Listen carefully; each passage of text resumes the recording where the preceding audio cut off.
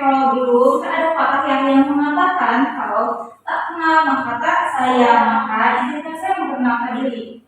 Nama saya yaitu Mutia Fadila. Saya berasal dari Universitas Islam Negeri Sultan Maulana Hasanuddin Batam, teman-teman. Tahu nggak? Tahu. Yang sebelah mana? Kalimat. Ya, bisa disebut juga UNPAM atau Universitas Kalimantan. Oke, teman-teman. Kalau mendengar pertanyaan what's your day, apa sih yang teman-teman pikirin? What's your day? Gimana hari kamu? Hari ini biasa aja. Biasa aja. Menyebalkan. Capek kan? Menyebalkan. Biasa aja. Emang hari ini teman-teman MK berapa SKS? 4 SKS dan pagi. Selama nunggu apa lagi? Keluarkan berapa? Oke, keluarkan. Udah apa? UTS apa lagi ketika UTS ya teman-teman? Itu ribetnya ribet banget kan. Tapi kita sering kan dapat tekanan hidup, bahkan sampai stres pun sering teman-teman. Tapi pernah nggak sih kita diajarin caranya buat menangani stres tersebut? Enggak kan teman-teman. Cuma dirasain doang. Cuma dirasain, oke, nggak apa-apa. Nah, teman-teman.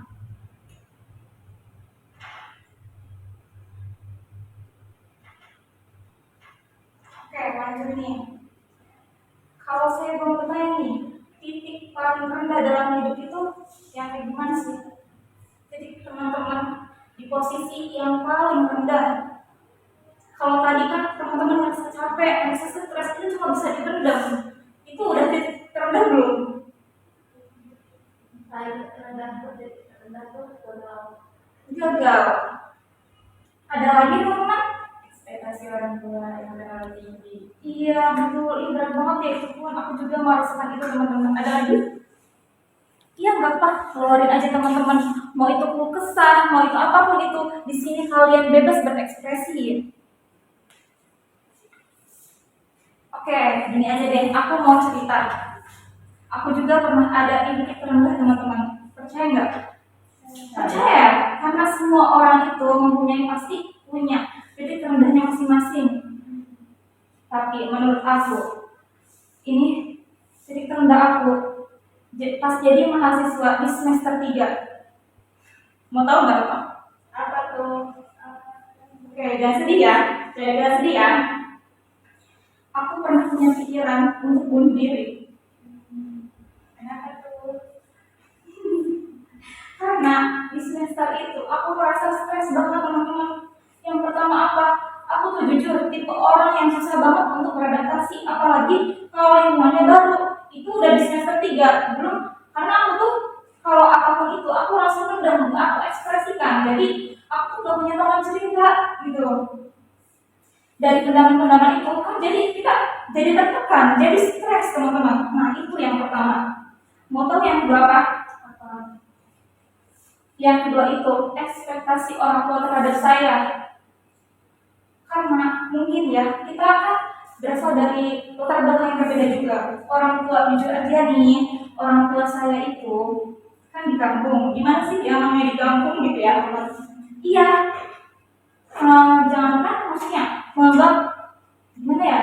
Artinya nih saya menganggap saya itu mahasiswa. Jadi berarti Mutia ini semuanya bisa gitu. Padahal kan mahasiswa juga manusia, setuju gak sih?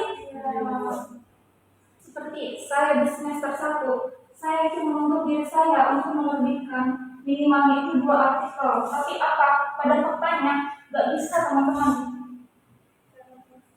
Makanya di semester 3 itu saya sangat-sangat stres. Dan dari stres itu sampai setiap malam itu saya berpikir apa saya bunuh diri aja ya gitu.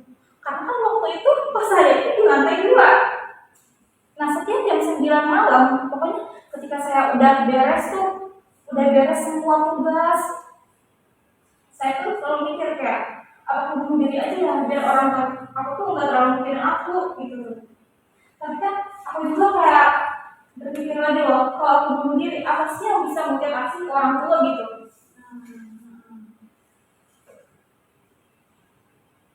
Nah dari situ Mulai itu kayak terus berdoa mendekatkan diri kepada Allah. Itu pikiran-pikiran itu tuh munculnya hanya 1 hari 2 hari, nggak seminggu 2 minggu, hampir 1 bulan.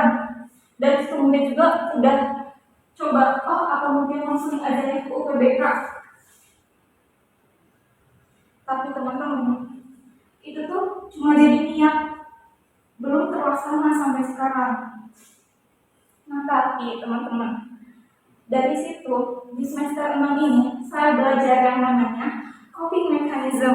Oke, selanjutnya nih ada yang namanya coping mechanism. Teman-teman tahu nggak coping mechanism itu apa? Oke, betul. Cara menghadapi tekanan, stres atau masalah hidup. Kira-kira cara menghadapinya itu kayak gimana? Tahu nggak? Hmm. Nah dari situ saya belajar bahwa kalau saya terus-terusan gitu ya buat punya pikiran itu aja, nanti gimana sih yang saya kasih ke orang tua saya?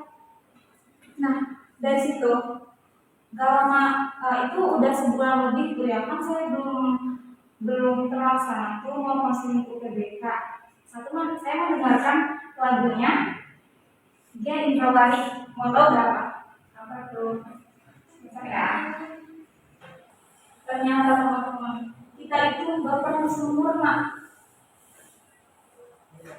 Tapi kadang diri kita itu luntur, kita itu harus selalu bisa memilih yang terbaik buat diri kita.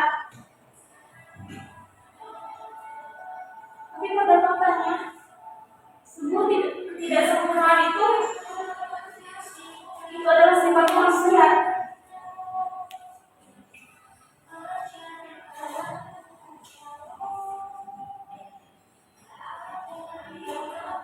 Oke teman-teman, boleh berdiri.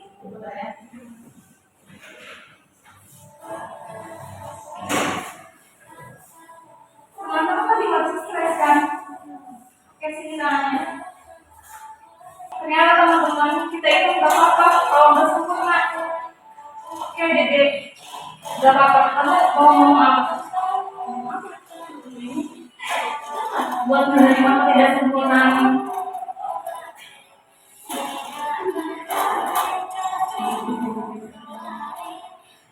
Yang tadi yang dari malu bulan lebih ke menerima menerima diri bahwasanya nggak semua hal itu kita harus bisa. Iya betul, nggak semua kita harus sesuai dengan ekspektasi yang sudah kita lakukan. Ada hal-hal yang memang itu di luar dari saya, misalkan cara pandang orang lain pada kita, ya, dan hal lainnya, dan yang tidak yang mesti kita kendalikan itu yang ada dalam diri kita, seperti kita tahu kemampuan batas diri kita, tahu apa yang bisa membuat kita bahagia, apa yang bisa membuat kita hal yang bisa membuat kita kalau begitu yang bisa kita terima oleh diri kita. Dari sini ada makanan yang dari mana? Mungkin dia cuma ya ini dalam betul sempurna karena dengan kita berpaling sampai detik ini itu udah terbaik banget, itu udah cetak banget kok. Dengan segala masalah yang kita miliki, mungkin kita berbeda latar belakang, tapi mungkin gak sih semua orang tuh pernah ada di posisi terendahnya. Itu bukan aku aja kan yang harus saya. Teman-teman, apalagi kita jadi buat dan nyakitin diri sendiri kita. Oke, sekarang apa? Kembali ke dalam dulu.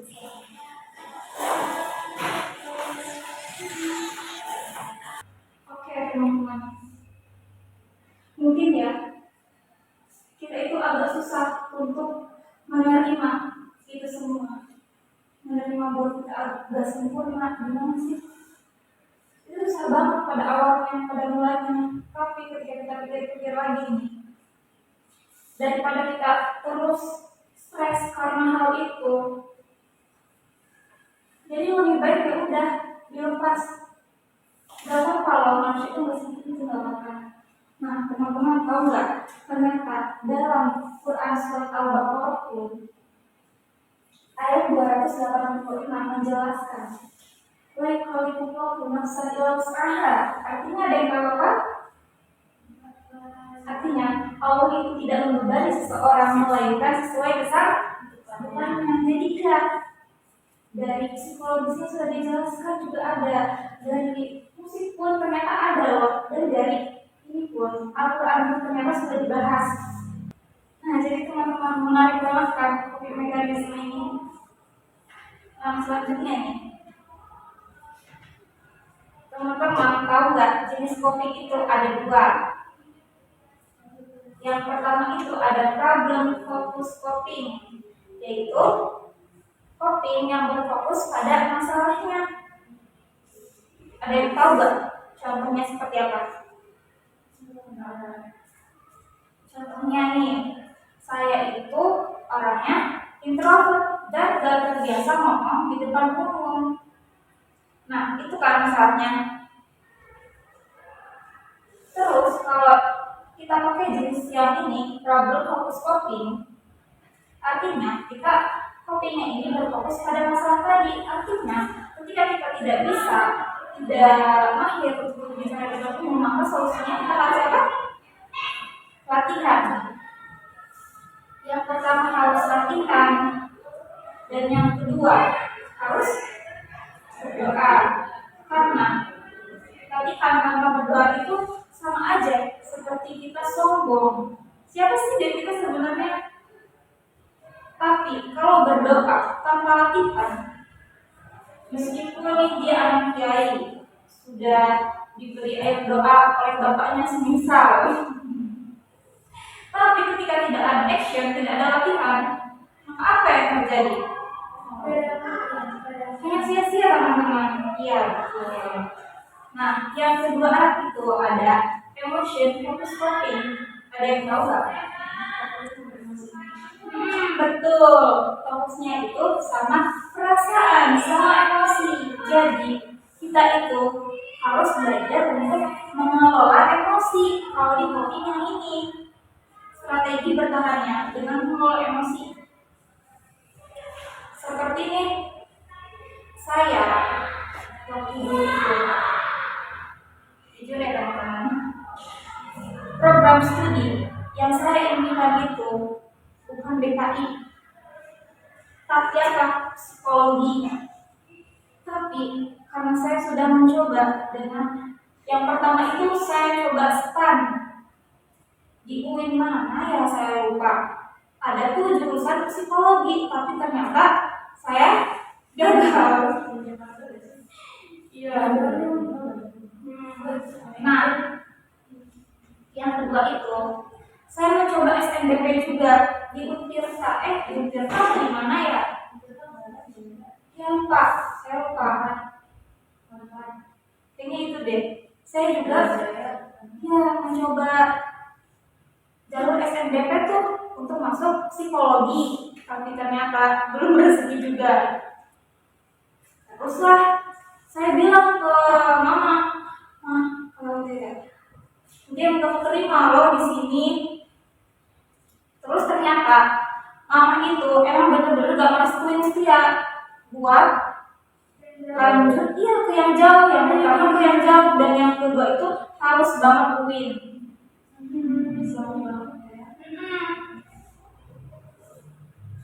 Jadi ternyata kayak ya udahlah, sekarang mau gimana pun ya karena saya udah di ini, ya udah terima aja. Kita kelola emosi kita untuk menerima itu. Kita belajar untuk menerima itu, teman-teman. Karena mau fokus ke masalah itu udah nggak bisa gitu. Tapi teman-teman bertanya kan, di antara dua ini yang lebih efektif itu yang mana? Ada yang tahu? Tergantung apa? dari situ Tergantung pribadinya kayak gimana tuh. ya dia gimana cara mengatasi masalah itu, maksudnya entah dari segi masalahnya entah dari segi emosinya kan beda-beda, ada yang mungkin dia lebih penting perasaannya, mungkin ada juga misalnya si A yang pentingin perasaannya, mungkin si B itu cara menghadapi suatu masalah itu dengan masalahnya gitu kan, nggak sih, ada yang masalahnya ada yang emosinya beda-beda. Berarti intinya pribadi juga ngaruh ya. Ya, Lebih efektifnya ini kayak ini. Tapi sebenarnya teman-teman, menurut saya nih, dua-duanya efektif. Karena problem fokus coping itu membantu mengatasi masalahnya itu, yang kita coping kita, strategi bertahan kita pada masalahnya. Dan yang kedua ada emotion fokus coping. Itu artinya kita berusaha juga mengelola perasaan kita, berusaha menerima tuh. Tahu gak, di Islam juga sebenarnya udah diterangin loh menerima itu apa. Ada yang tahu istilahnya apa? Ikhlas. Ikhlas itu menerima bukan? Oke teman-teman, dari kedua jenis coping yang tadi nih, teman-teman lebih condong ke yang mana? Karena kan setiap individu, setiap orang itu autentik, unik ya, pasti berbeda pula cara mengatasinya. Kalau dari ilmu sendiri, gimana tuh? kayaknya dari perasaan dulu deh. Perasaan dulu ya, menolak emosi dulu. Iya nggak apa, apalagi perempuan. Saya juga setuju sih, apalagi perempuan ya. Kan perempuan itu lebih emosional, jadi wajar aja kalau kita menyelesaikannya dari yang emosinya dulu. Kalau dari beda dulu, jadi yang mana? Kalau aku juga emosi sih, karena kalau misalkan lagi ada masalah terus masih ada perasaan emosi gitu ya, pasti bakal mendapatkan itu nggak bakal lebih masalahnya lebih parah gitu, jadi lebih ke emosi dulu, diredain dulu. Itu juga bener ya, emosi dulu. Nggak apa. Oh, dari saya sama juga. Oke teman-teman. Tadi pada belum tahu kan, kalau coping itu ternyata ada yang negatif. Coping itu kan strategi apa? Bertahan. Strategi bertahan ya simpelnya. Ada yang fokusnya pada masalah dan ada juga yang fokusnya pada perasaan atau emosi. Nah, ternyata coping itu ada yang negatifnya loh. Ketika kita cara bertahannya itu dengan menghindari masalah tersebut atau dengan menghindari emosi yang kita rasakan, itu akan dampaknya juga menjadi buruk. Ada yang tahu nggak dalam kehidupan sehari-hari sebenarnya kita tuh sering tahu. Ada yang tahu nggak? Sebenarnya merugikan diri sendiri, kayak misalkan apa ya? Kayak misalkan kayak perasaan kita kayak ditahan gitu tuh. Iya, itu bagus. Nah, yang lain ada yang lain? Oke, simpelnya nih, menunda mengerjakan tugas. Siapa yang sering? Bagus ya, betul. Iya, teman-teman. Karena dengan kita menunda mengerjakan tugas, itu kayak kita tuh kayak menghindar dari tugas tersebut. Jadi, ketika kita menunda nih mengerjakan tugas, dampaknya tugas kita enggak selesai, tapi apakah kita tetap stres? Stresnya itu lebih stres ya, karena semakin ditunda tingkat stres semakin tinggi. Iya teman-teman. Nah, ada juga contoh yang lain nih. Contohnya nih, apalagi laki-laki gitu ya. Tapi di sini nggak ada laki ya, tapi nggak apa-apa, it's okay, teman. Ketika dia merasa stres, apa coba? Laki-laki itu sering apa? Iya, merokok itu kan zat yang berbahaya untuk diri sendiri.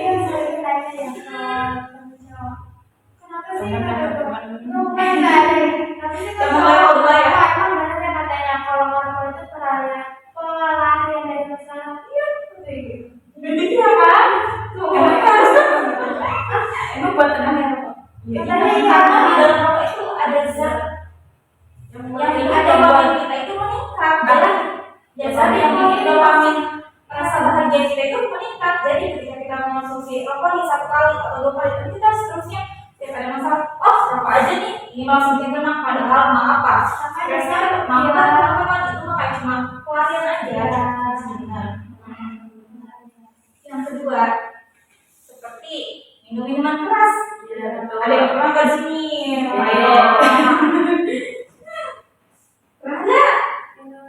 Minum amer gak pernah. Air mineral gak pernah. Pernah. Tadi Amer. Amer air mineral. Lampu merah. Santai. Mulai Udah sore ya, gak apa-apa. Jadi itu teman-teman, seperti merokok tadi, terus juga minum minuman keras, minum anggur merah. Nah itu gak baik ya, itu namanya kopinya buruk atau yang negatif. Nah kira-kira dari teman-teman sendiri nih, kalau aku tuh pengen tahu ya sebenarnya cara teman-teman menghadapi kopi itu kayak gimana sih? Ada yang mau cerita nggak? Nanti ada hadiahnya loh. Ayo. Nanti ada hadiahnya. Atau gini deh, aku yang kasih pertanyaan. Kalau misalkan nih, aku lagi stres banget tapi aku stresnya itu karena cucian aku banyak. Yang pertama, cuci baju. Iya, cucian baju, cucian piring. Udah gitu, waktu aku di kos itu cuman waktu tenangnya itu cuma 1 jam. Nah, ketika aku waktu 1 jam itu aku pakai buat scrolling TikTok, isinya cinta.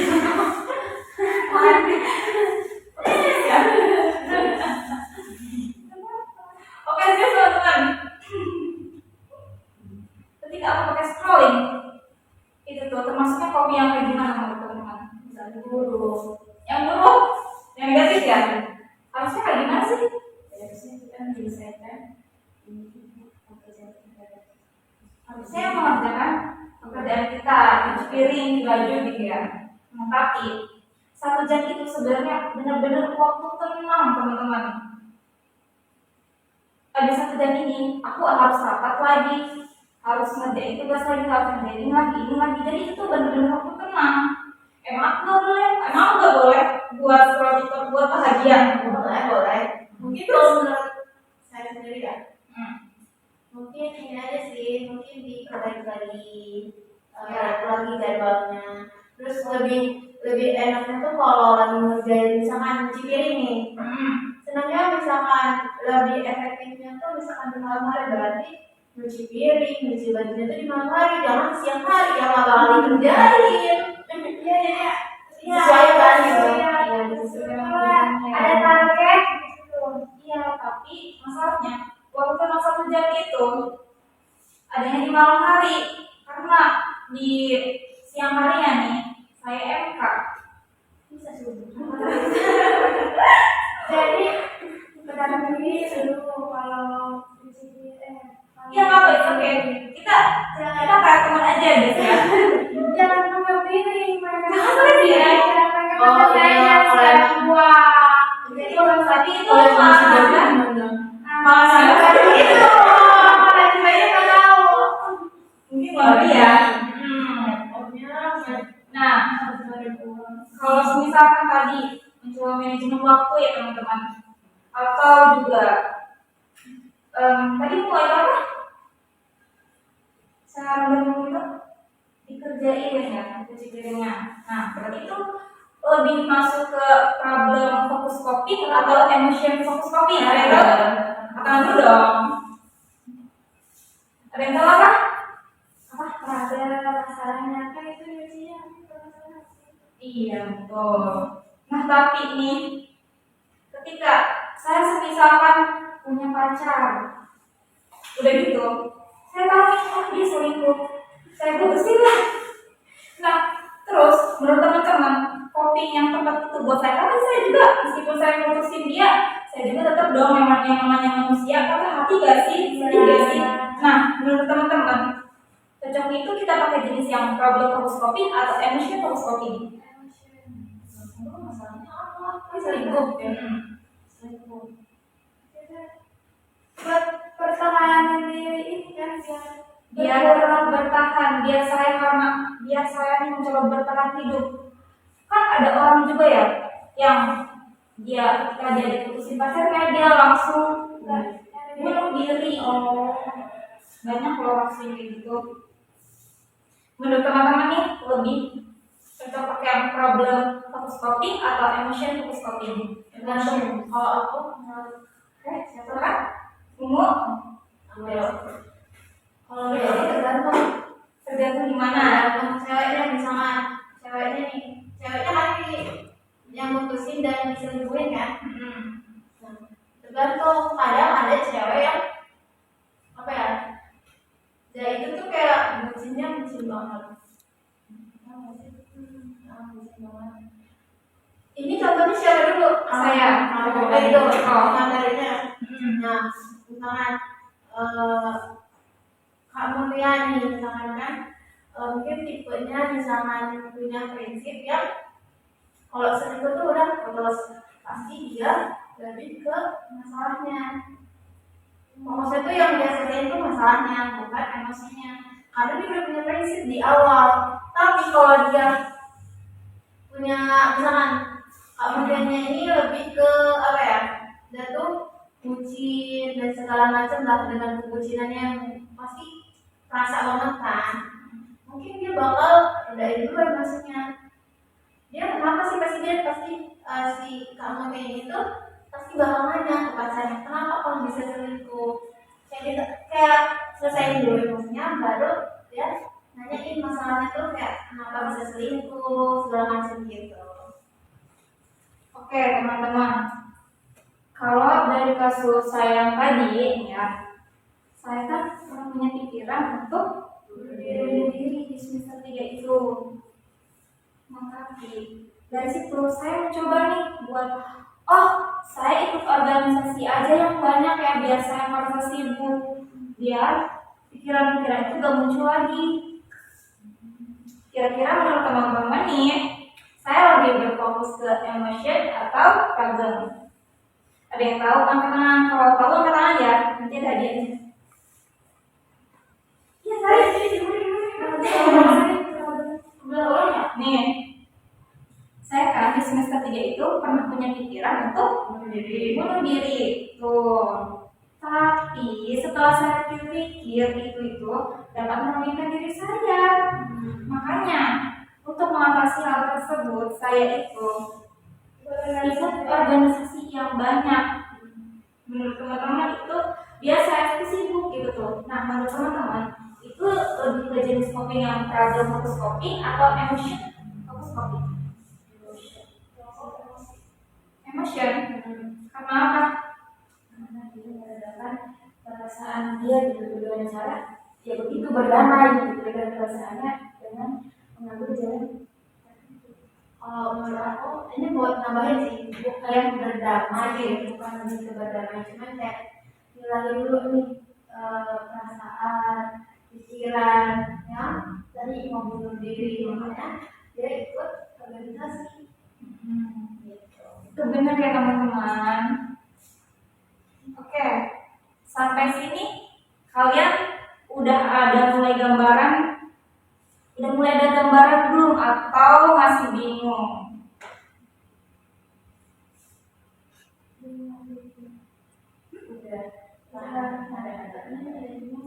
Ada yang bingung? Silakan. Bingungnya apa? Itu membedain. Nah, untuk membedain lebih ke masalah atau emosi itu, jadi nih, oke gini deh, Kak Sari kan namanya. Kak Sari itu sekarang masalah yang sedang Kak Sari hadapi itu yang seperti apa sih?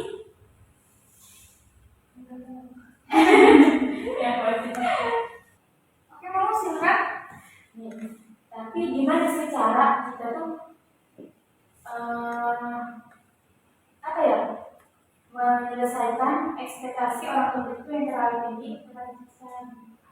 Iya, oke.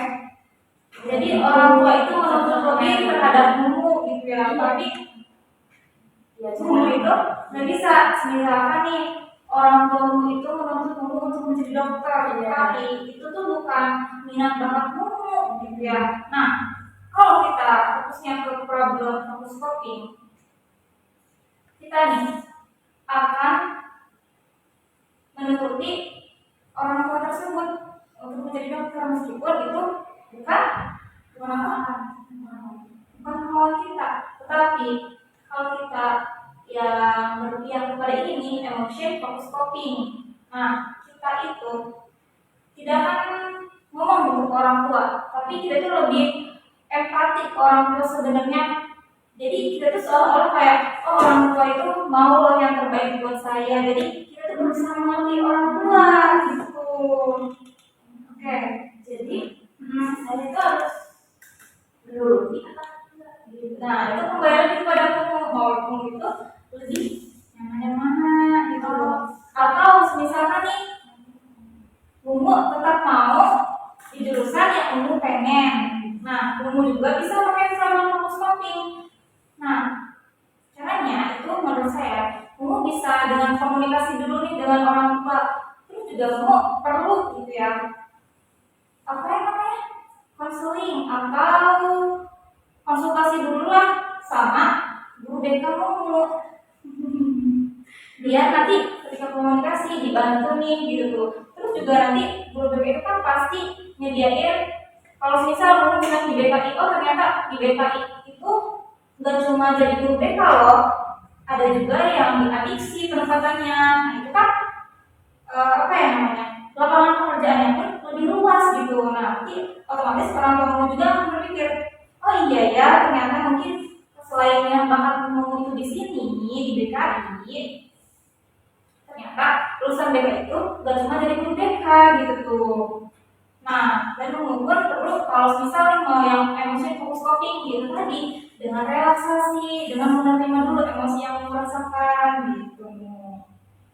Tapi kalau kita tentu kita harus jadi ini dan kita galutin ngebadan.